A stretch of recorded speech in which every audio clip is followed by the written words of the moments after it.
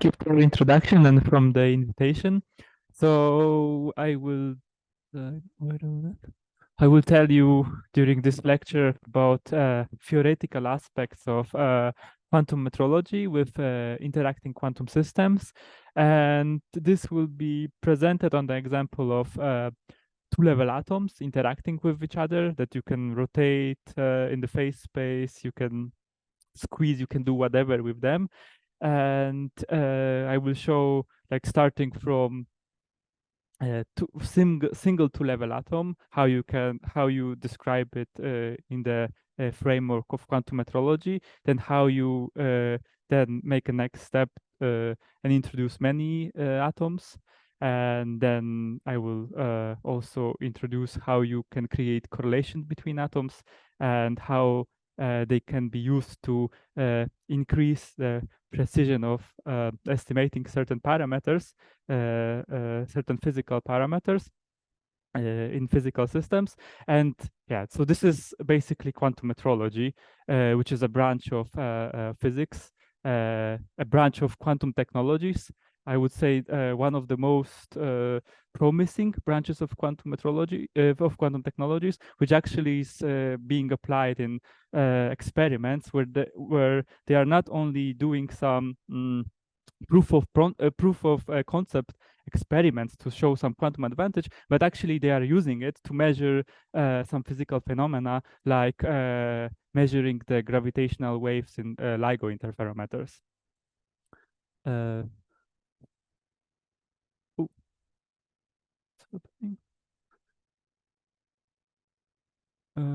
Okay, yeah, so this is more or less the plan of what I will tell you about during this 45 minutes. So at the beginning, some easy topics, introduction to quantum metrology. I will introduce the concept of quantum Fisher information, which is one of the most important figures in quantum metrology. Then I will switch to classical Fisher information, which is a classical counterpart of quantum Fisher information, which takes into account a specific measurement that one is performing on a quantum system. After that, I will introduce this two-level atom, how you can rotate it, how you can describe it, what you can do with it, how you can measure it, and etc. Then, of course, ensemble of two-level atoms. What are the advantages of using many atoms? What are the disadvantages of using many atoms? What can you do with them by using some interactions between atoms, creating some correlated quantum matter. And finally, I will present a state-of-the-art experiment, which is based on time reversal of quantum dynamics. So the first part is rather easy. It should be a recap for most of you. Then the second part is a little bit more advanced, and the last part is really state of the art. And before we start, I encourage you to ask questions whenever there is something unclear or you want some extra explanations. Okay, so let's start. So yeah, in quantum metrology, whenever you are trying to measure some parameter, you are repeating measurement many times. And after you collect enough data and measurement, you would end up with such a histogram with a well-defined average in an ideal case, and also a well-defined width. So the aim of quantum metrology can be easily understood as reducing this width of this histogram. So the smaller it is, the larger your information about some parameter that you are trying to measure or estimate.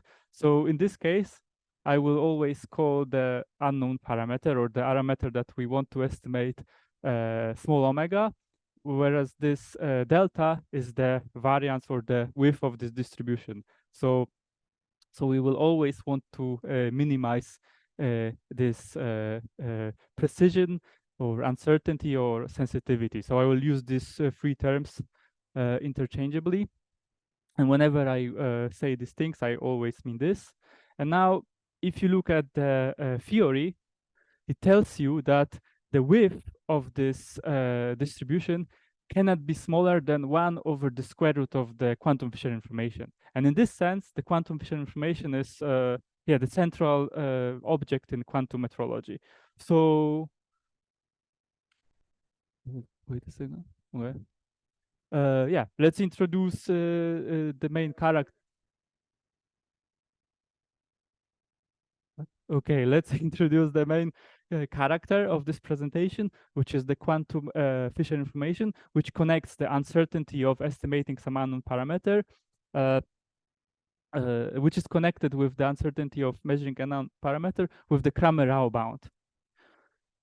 So the quantum Fisher information can be defined in many ways for pure systems, for mixed states. But here I will only use a simple definition for pure states. So this is my pure state psi, and quantum Fisher information can be defined as a derivative of the final wave function with respect to the unknown parameter. And already here you can see more or less that if you want to have large Fisher information, you need to have a state that is very sensitive to some changes that depends on the unknown parameter. Because otherwise, if the state doesn't depend on omega, this derivative will be 0, of course, and the quantum Fisher information will be 0 as well.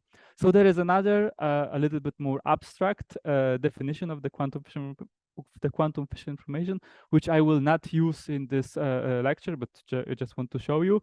So you can define this operator H omega, and this is an operator that generates the change of your state that depends on the unknown parameter. So this operator is often called local generator or local generator of a change. Yes.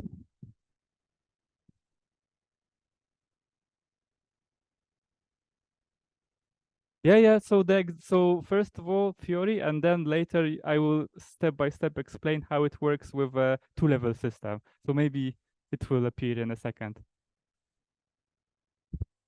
Yeah. So of course this wave function can be whatever, right? Just a state that describes your system. And yeah, literally it can be state of a harmonic oscillator, state of some molecule, state of some spin, whatever you think of.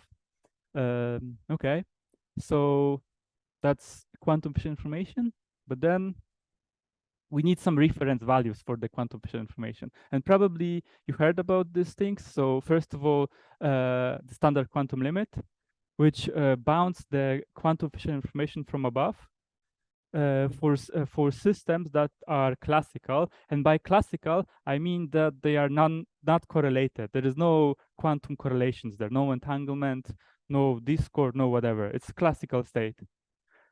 And in this, so the standard quantum limit tells you that quantum Fisher information, in the best case, will be equal to n, where n is the number of atoms or mostly, or photons maybe, or some other excitation in your system. And t is the time during which you are imprinting the information about the unknown parameter. So this is more or less obvious. Like if you spend more time on imprinting the information about the unknown parameter in your state, you will have more information about it. And we will see later how this comes about. And there is another limitation on the quantum Fisher information known as the Heisenberg limit. And this limit can be only achieved if properly correlated quantum states are used. And specifically, to get this result, one has to use maximally entangled states known as GHZ states or Noon states or CAT states. There are many names for this maximally correlated quantum matter. Okay. Yeah, very important thing. So this is something I often see, that people confuse limit and scaling, right? So limit is a particular number, whereas scaling just tells you that some quantity scales quadratically with number of atoms or with time. And then there might be situations where you have this Heisenberg scaling, meaning that n goes to the power of 2, but due to some extra prefactor, you might be still below the standard quantum limit. So yeah. So please keep this in mind. Okay, so this would be all about quantum Fisher information. Now we will switch to classical Fisher information, which takes into account a particular measurement. And from this perspective, quantum Fisher information can be understood as classical Fisher information calculated for the optimal measurement that you can perform on your quantum system. Okay, so classical Fisher information is defined with this probability of obtaining a particular outcome labeled by I if your unknown parameter has value omega. So this is a conditional probability. And then there is another way of defining Fisher information. It's simply the error propagation formula. So if you are performing some measurement, you typically get an average value. So this is this average of some observable. You calculate the derivative with respect to the parameter that you want to estimate from your data, and then divide over the uncertainty of the measurement you performed. And now there is a hierarchy between these three quantities.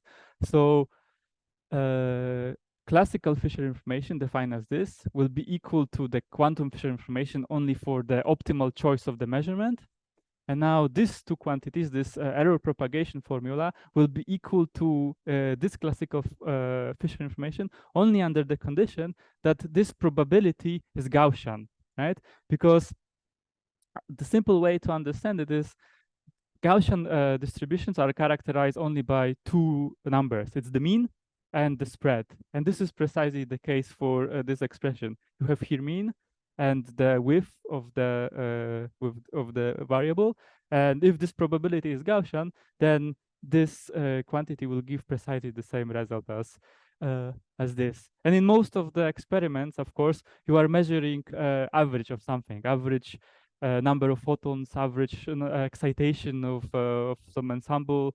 So you are really using this formula. So in principle, it should be also possible to use this, but then the possible outcomes are so large that it, in most of the cases, it makes no sense to use the full probability. You first take the probability, do some operation with it, like create average, and then use it for estimation. And yeah, so this is yeah. Capital delta should be the variance of or the uncertainty of measuring this operator that you choose to measure, this observable. So it can be, for example, if you are measuring number of atoms, then this will be uncertainty of that measurement. Is it clear? Or it can be also electric field. You are measuring average of electric field, and of course your electric field fluctuates a little bit. So on average, you will have a well-defined average, but you will also have some uncertainty of that measurement. Okay, so let's see how this looks in practice. So actually, at the top we have a schematic of how like a quantum metrological protocol works. So first of all, you are preparing some initial state. You can prepare whatever you want. Of course, you will want in the end to prepare something that is sensitive to a change, described by this dynamic process, which imprints the information about the unknown parameter in this initial state. As a result, you are getting the final state, which now is dependent on the unknown parameter. You are performing some measurement, and of course, you want to perform some measurement which is again sensitive to that change.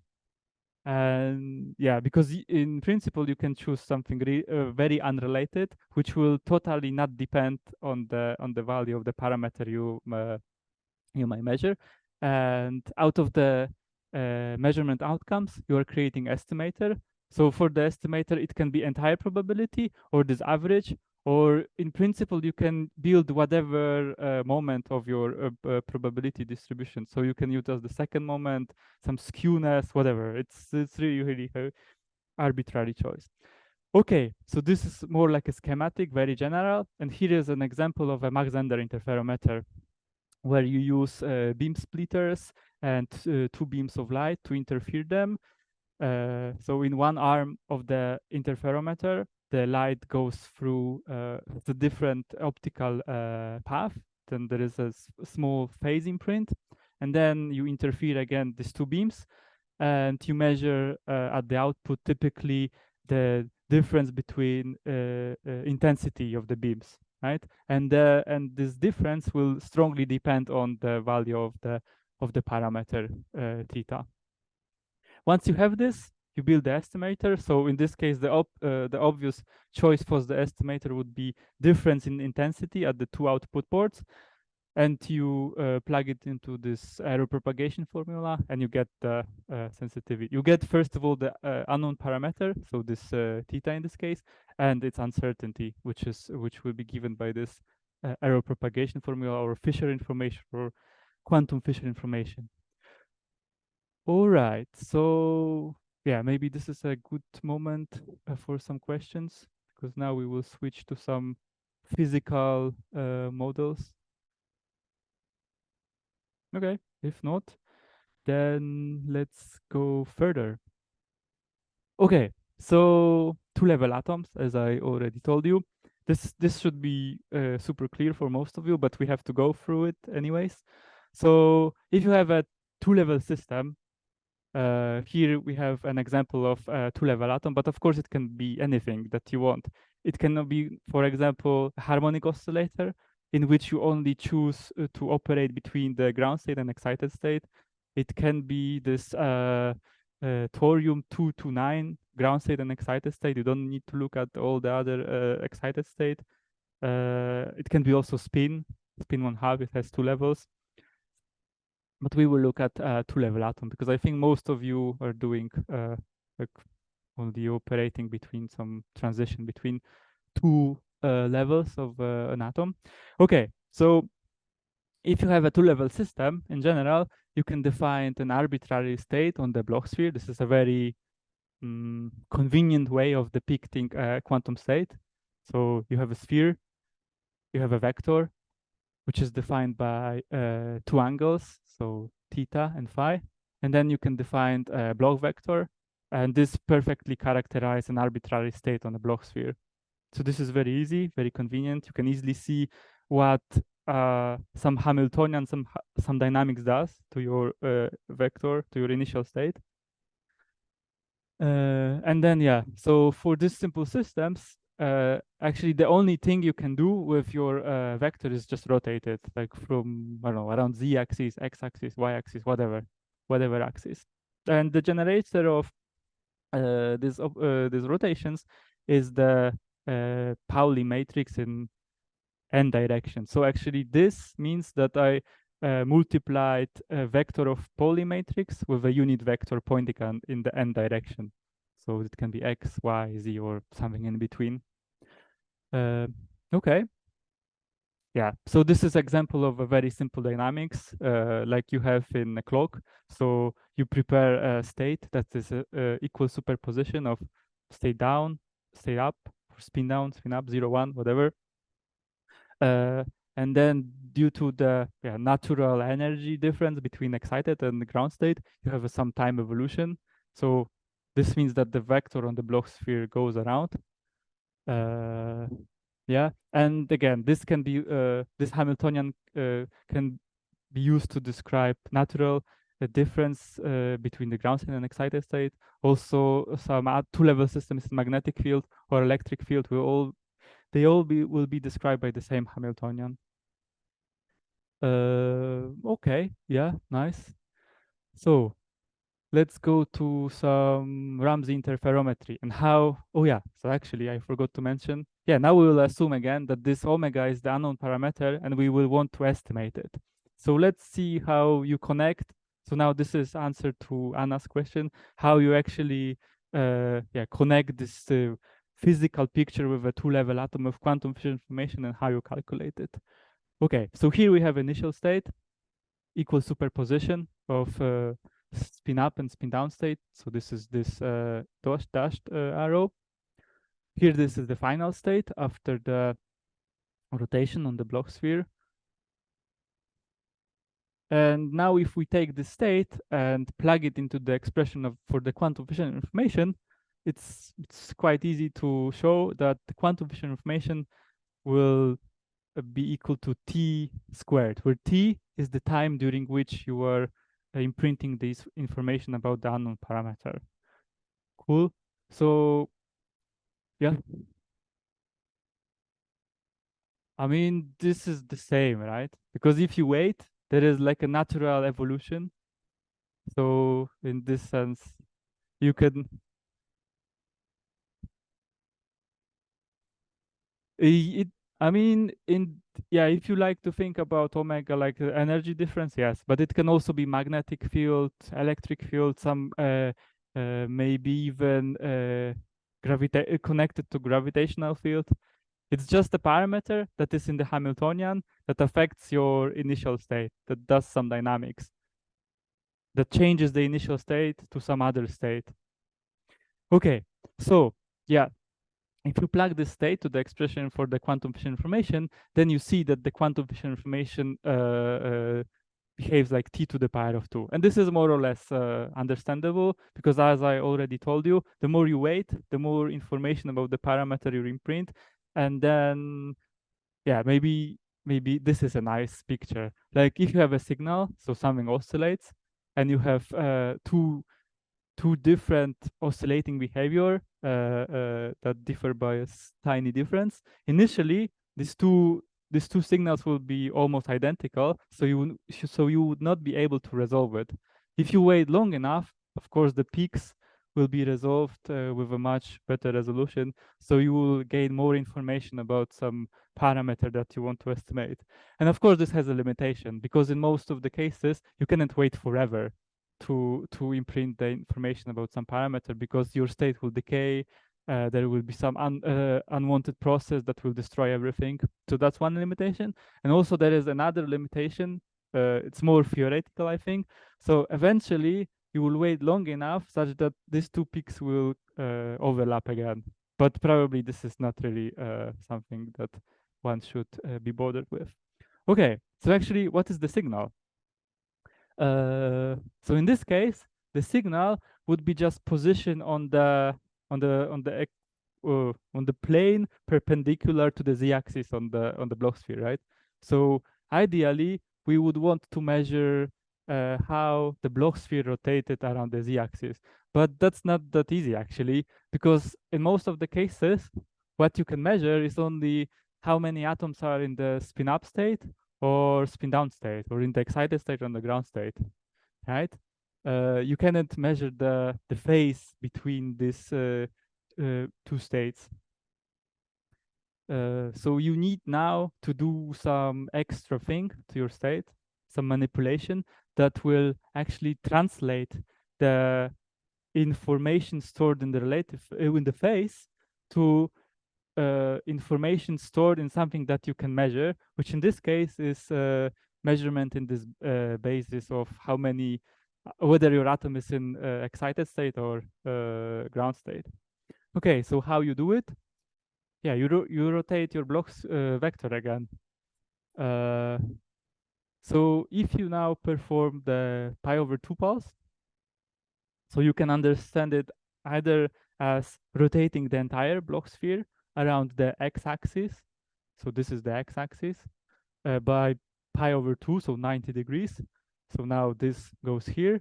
Or you can simply understand it as rotating the Bloch vector itself. It's the same picture.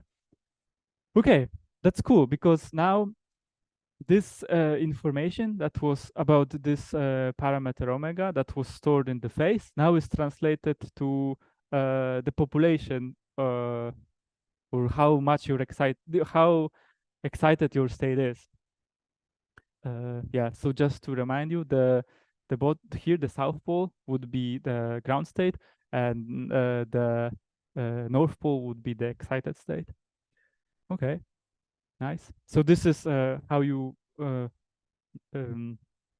would write this transformation analytically. So you have this final state describing this Bloch vector where there is only phase difference between the coefficients. And now after this pi over 2 pulse, you really you transfer this information into the relative population between the ground state and the excited state and the ground state. Okay, and now you can easily calculate the probability of your atom being in the excited state and the probability of your atom being in the ground state. And out of this, you can really create the measurement of the average value of sigma z, or the Pauli z operator. And once you have this, yeah, you can plug these probabilities into this expression. You will get a Ramsey fringe, which has this dependence on omega and t. And if you plug it to the error propagation formula, it's quite straightforward to show something like this, which is always larger than 1 over t. So as you remember, the uncertainty of measuring parameter omega is related to quantum Fisher information through the quantum Cramer-Rao bound, which tells you that this is always greater than 1 over square root of the quantum Fisher information. Quantum Fisher information we calculated was equal to t, so this will be always greater than t. And now you might be wondering about this cosine function here in the bottom.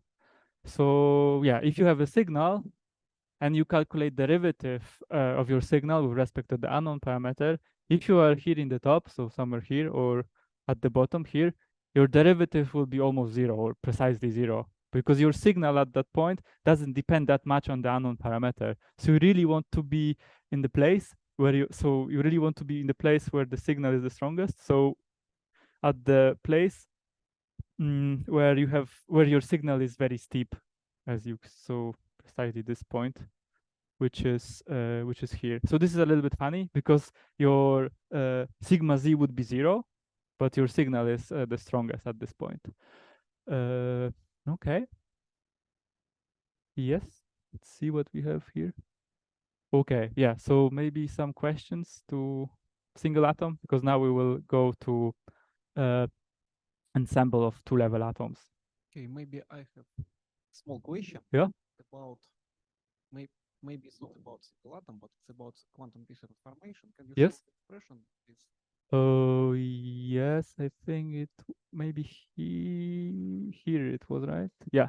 I think this one. Yes, exactly. You see the expression in bracket, and there is a difference between, and the second expression. Yes. Why is it not 0? Because in principle, as far as I understood correctly, the Wait, this is not always 0. yes, because this is the derivative. Okay, partial derivative of the wave function with respect to some parameter. Yes. And in principle, it should be orthogonal to the wave function. As far as I remember, no. Why? Because the wave function itself should preserve its norm. Yes. Yes. I don't have a quick answer right now.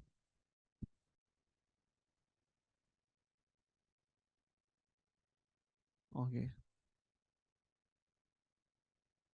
Yeah, it's just that I don't have a quick answer to this. It's just a result, just a definition. I think in certain cases that's true, that this can be neglected, but not always. But I don't have right now any intuitive quick explanation why this is the case. Okay. Okay.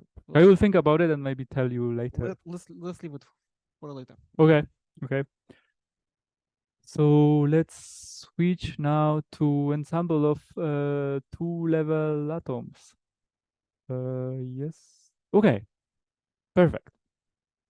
So yeah, previously we have shown that if you have a single atom, the uncertainty of measuring your unknown parameter omega is bounded by the inverse of the square root of the quantum Fisher information. So now the natural question is, okay, what do we do now to increase your sensitivity, which is not related to increasing the time, right? Because as I told you before, there is some limitation on time. You cannot wait forever. So you want to do it maybe faster, maybe with some other method. And as you probably guess, the simple solution to this problem is to increase the number of two-level atoms. And in a simple words, this can be understood as performing many measurements at the same time. So if you now remember this histogram I showed you at the beginning, this is as if you were creating this histogram much faster, right? So you don't need to spend that much time on, and then you increase the, you either increase the sensitivity or simply shorten the time of performing your measurement. Yes? Right now I only think about pure states. Yeah, so they all behave the same. Okay, yeah. So now we will use ensemble of many two-level atoms, and let's see how one would describe them theoretically. So yeah, the same argument I told you before, more measurements means better precision. But alternatively, you can understand an ensemble of two-level atoms as a big spin or as a big atom. And let's see, yeah, so you have this many block sphere, and then you can go to the collective spin picture, and instead of looking at all the individual block spheres, you can have this massive giant block sphere that describes your system. So yeah, previously your signal or your population imbalance was something like this. If you add all these little atoms, little two-level systems to each other, now this will be summed over all the n atoms, so your signal more or less will increase n times. Perfect. So yeah, collective spin picture, this is how you create it. You just sum all the atoms, all the operators for the sigma x. This 2 here is put there to satisfy this commutation relation, such that you have a closed set of equations. Yeah, so sigma x, sigma y, sigma z, commutation relations. And now major difference between a single atom and ensemble of two-level atoms. So for a single atom, if you have Pauli matrix to the power of 2, it gives you 1, which is not the case for collective spin operators. Because now, if you multiply all these guys, you will have, so for example, let's assume this is x. So you will have terms like sigma xi times sigma xj. So this will not give you 1 because this would act on different atoms. And then more or less at this point, you can already see that since you have these terms that combine two different atoms with each other, this will be square operators will be responsible for interactions between atoms, which is not the case for a single atom where there is only one atom, so it cannot interact with other atom or itself. Okay. Yeah, and again, yeah, we will have a Bloch sphere, which is much larger. So the radius of the Bloch sphere will be proportional to the number of atoms that you are using. And there is also equivalent of a Bloch vector on a generalized Bloch sphere. And this is called coherent spin state, which is simply a Bloch vector or Bloch state raised to the tensor of n power. So it's all atoms or two-level systems doing the same things to the power of n. And of course, this doesn't. This is not all the states that you can prepare on a generalized Bloch sphere, because you might have now some entangled state, some non-classical states, which will not be described by this coherent spin state. And another way of understanding this coherent spin state would be the coherent state of the field. So if you go, if you have a Bloch sphere and you increase the size a lot, eventually the curvature will not really matter. And then once this happens, this state is equivalent to a coherent state of the field, of electromagnetic field. So this is more or less also why it's called coherent spin state. Yes, okay. So once you have this state, you plug it into the expression for the quantum Fisher information, and then as you expect, the quantum Fisher information gets extra dependence on the number of particles, which is not something surprising. This is something that we should expect. Okay. So let's look again now at the expression for the error propagation formula. So for a single two-level atom, we had this result. Now we have a big generalized Bloch sphere. Signal increased. So now as these, so now we have collective spin operators n over 2. But we also increase the noise, right? Which is depicted by this red color. So previously, noise was proportional to 1 because there is only one atom. Now the noise is proportional to square root of n. But luckily, since the noise is proportional to square root of n and the signal is proportional to n, this increased noise doesn't really deteriorate the sensitivity. It actually, the combination of these two factors improves the precision uh, of the estimation of some parameter. Okay, nice. So, oh yeah.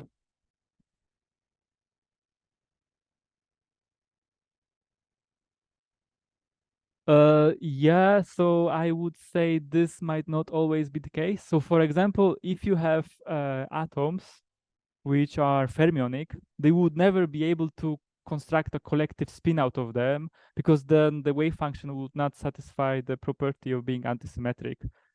So so one example where this doesn't work is fermionic atoms. And also fermionic atoms you cannot rotate in the phase space because this is like a maximally antisymmetric subspace where you are actually you can think about them as being in the interior of the Bloch sphere. And if the length of the vector is 0, you cannot rotate it. There is no change to it. Okay. Yes. So yeah. Oh yeah. Sorry.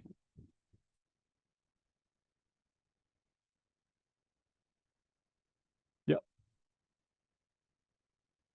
Yeah. The noise.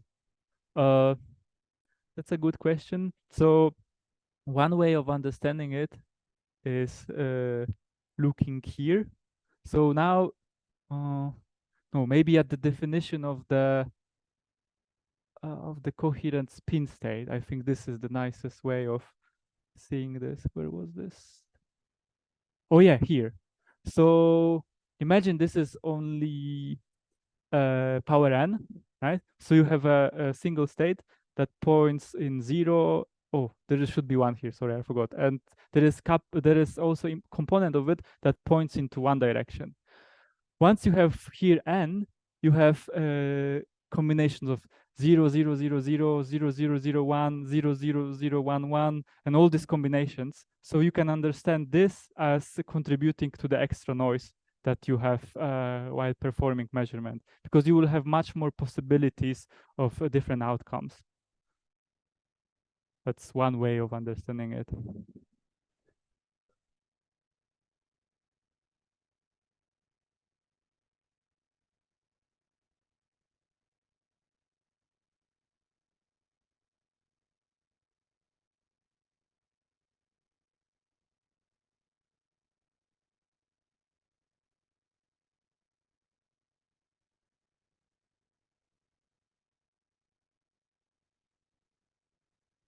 No, I never thought about this in this way. So I don't know really. I my favorite way of understanding it is by looking at these components that appear here, and then you have different possibilities. You have much more possible outcomes from a single state. That this is how I see it.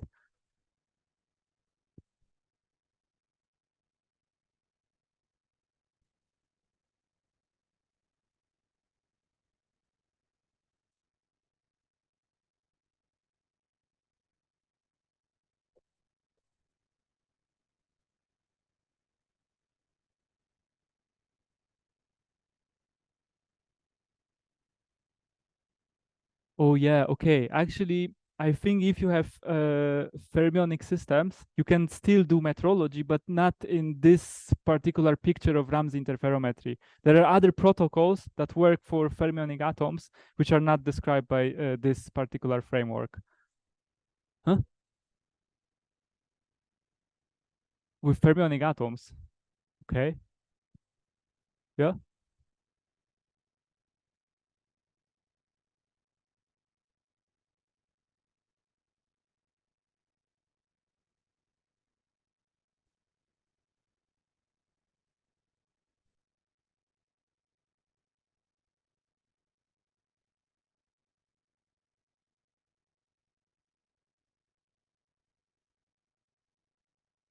Yeah.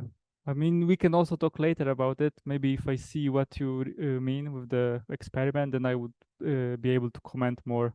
Okay, but let's continue because I think I'm running out of time. Yeah, so we were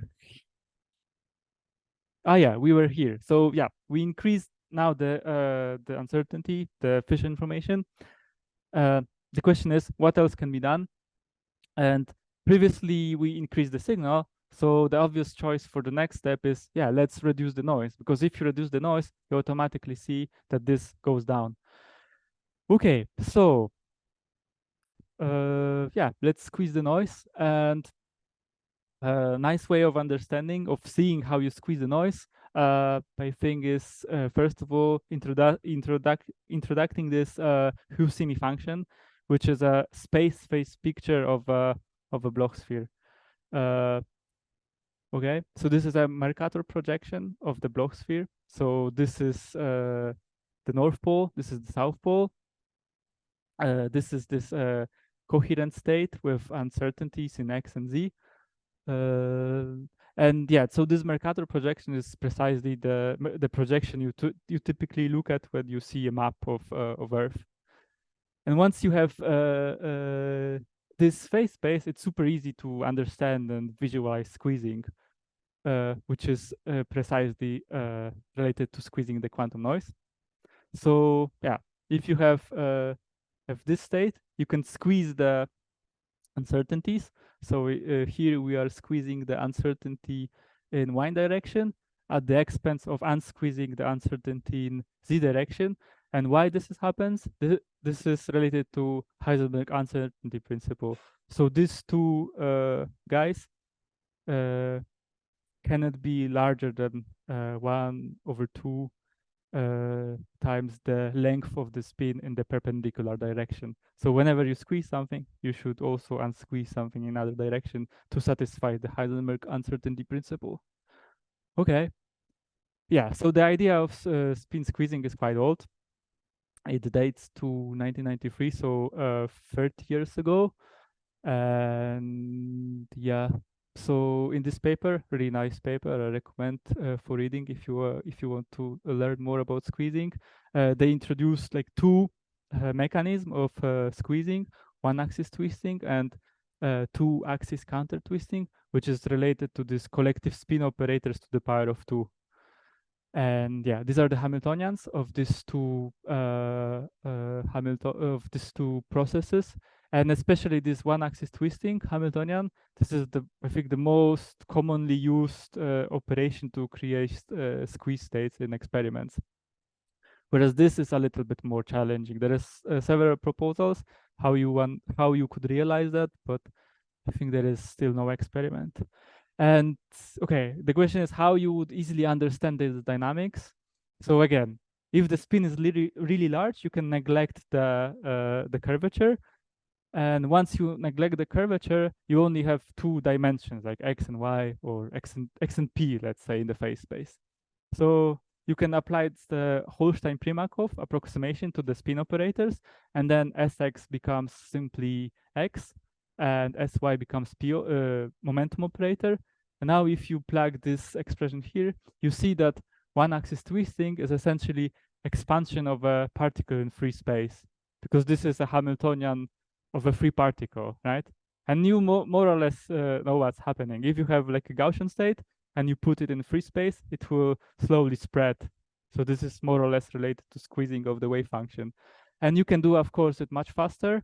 So if you plug these operators to this two-axis twisting Hamiltonian, now instead of evolution in free space, you have evolution of a state in an inverted harmonic oscillator potential. And of course, this will spread the wave function much faster. Okay. So yeah, let's see how you squeeze the noise. So this is again initial state. You squeeze it a little bit with this one-axis twisting Hamiltonian or some other method. Then you rotate around the z-axis. So if you are able to measure now the phase, you would already gain some extra information. But of course, you are limited to measuring how many atoms are excited, how many atoms are in the ground state. So we need to perform pi/2 rotation. And now this noise that was squeezed in y direction, like here, is transferred to squeezing in the z direction. So again, if you want to use average of SZ operator for your estimation, this will reduce, this will stay more or less the same. And for optimal point, you will get scaling as, you will get improved scaling. So for the standard quantum limit, it would be square root. Now it's 1 over n to the power of 2 over 3. And the question is, okay, how about quantum efficient information for this squeeze state that you can generate with this one-axis twisting Hamiltonian? Okay, if you look what's happening, so this blue line is the quantum efficient information, and this orange line is this expression. So what we see that, yeah, initially we are following the quantum efficient information, but eventually we are completely losing the precision. So squeezing further actually not only doesn't improve, but also deteriorates your measurement outcome. Yeah. Yes, here we look at time. So how long you squeeze. Yeah, precisely. Okay. So yeah, so at this point you get this scaling as 1 over n to the power of 2 over 3. If you wait longer, you would get linear scaling with n over 2. And if you wait even longer, in principle, it should be possible to get precision that scales like 1 over n, which would be the Heisenberg limit. Okay, so what is really happening? So there was an experiment, 2014, where they prepared this squeeze state with one-axis twisting, and then measured the quantum Fisher information. So again, the quantum Fisher information is blue line, and this uncertainty of measuring omega would be orange line. And yeah, so this is time. So the more they are performing this operation over longer time, they're creating more squeezing. So at the optimal time, yeah, these two quantities are equal. But as they go further in time, they create these states with large quantum Fisher information, but with this classical Fisher information goes down. And if they create even more squeeze or over squeeze state, then they are going actually below the standard quantum limit. And this is like a general limitation or issue with entangled states. It's not obvious how you would even measure them, right? If you have like a maximally entangled state, how you would even convince someone that you have it.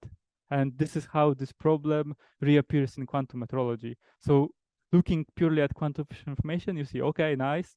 We have we use this maximally entangled state. We have large Fisher information, but then okay, what kind of measurement do we use actually to gain information about what happened? And this becomes even clearer if we look at this Bloch sphere and the Husimi function. So this is optimally squeezed state.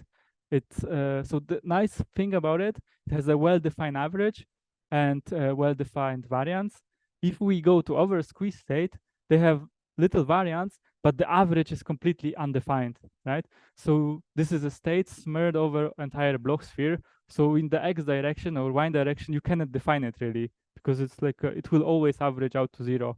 And if we go further, you can create this maximally entangled cut states.